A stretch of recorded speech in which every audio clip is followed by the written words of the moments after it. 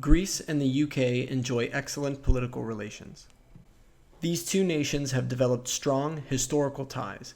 Their cooperation during Greece's struggle for independence against the Ottoman Empire from 1821 to 1829, as well as during the two world wars, laid the basis for the two European countries' cordial relations. Greece and the UK cooperate extensively on both the bilateral and multilateral levels. Both countries are members of NATO, the Council of Europe, and the UN, but they also engage in bilateral agreements on a wide array of topics, including energy, culture, education, and defense. There is, however, a source of subtle yet deep tension between these two countries over the ownership of the so-called Elgin marbles residing in the British Museum in London. What are commonly called the Elgin marbles are actually a number of marble sculptures and friezes which once adorned the Parthenon in ancient Athens. The marbles were removed from the Parthenon and brought to Britain in the early 19th century, where they now reside in the British Museum. The marbles were constructed by Phidias, the legendary Greek sculptor and architect, in the 5th century BC in honor of the goddess of wisdom and military strategy, Athena. The marbles were to adorn the Parthenon, a temple dedicated to the goddess and situated on the city's Acropolis. The Parthenon, owing to ancient Athens' contributions to Western civilization, is now a globally recognized symbol of democracy and civic excellence. Despite the marked antiquity of the Parthenon marbles, the controversy surrounding them began more recently, at the beginning of the 19th century. At this time, the Ottoman Empire had ruled over what is now the modern state of Greece for almost 4 centuries.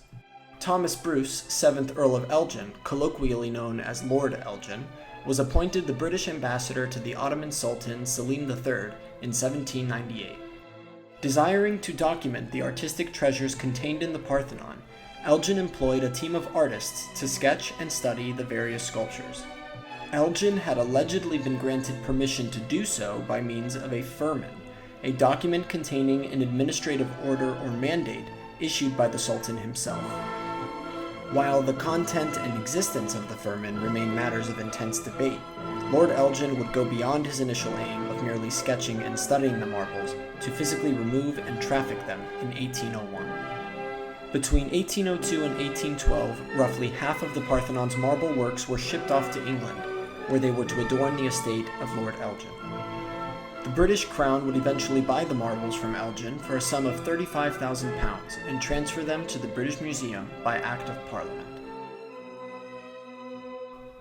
Greece made its first formal request for return of the Parthenon marbles in 1983. Since then, Greece has resorted to diplomacy and moral persuasion to bring the marbles back.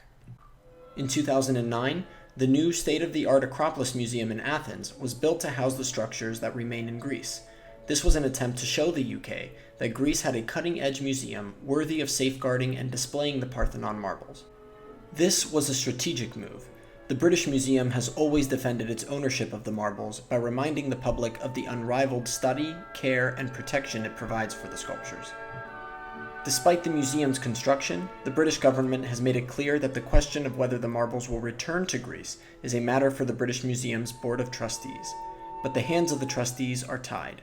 The British Museum Act of 1963 restricts the ability of the Board of Trustees to dispose of the collection except in limited circumstances. Section 5, subsection 1 of the British Museum Act of 1963 allows the Board of Trustees to sell, exchange, give away, or otherwise dispose of an object in their collections if it is a duplicate of another object in their collection, if it is a photograph copy of printed matter made after 1850, or if it is an object unfit to be held in the collections and can be disposed of without harming the interests of students. For this reason, many who favor the return of the marbles to Greece advocate for review of the British Museum Act, and believe that, absent legislative change, the marbles will never make their way back to Greece.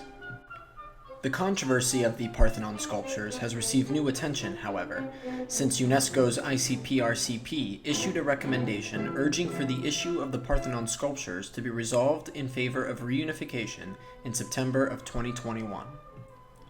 ICPRCP stands for Intergovernmental Committee for Promoting the Return of Cultural Property to its countries of origin or its restitution in case of illicit appropriation. The recommendation of this intergovernmental body represents a new source of impetus for the cause of the marbles' reunification. The committee expressed concern over Great Britain's declining Greece's request for UNESCO mediation in 2015. While the committee recognized the fact that the decision rested solely on Great Britain, it characterized Greece's demand as legitimate and rightful.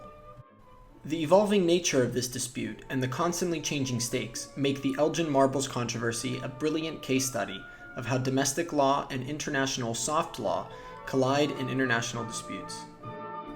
While no individual treaty or hard rule of international law currently offers a means by which Greece can compel the marbles' return, there may be a moral or ethical norm underlying a number of relevant treaties with the potential to achieve a customary or peremptory status. So wrote Michael J. Repas in his 1999 article, The Deflowering of the Parthenon, a legal and moral analysis on why the Elgin marbles must be returned to Greece. As the protection of cultural property grows in significance as a goal of the international community, and as the cause of restitution has gained increasing traction, there is always the possibility that a new hard rule of international law will arise, which Greece may avail itself of in an effort to bring the marbles home. Some Britons are sympathetic to the Greeks' requests for the return of the Parthenon sculptures. Other Britons think, quite literally, that the Greeks have lost their marbles.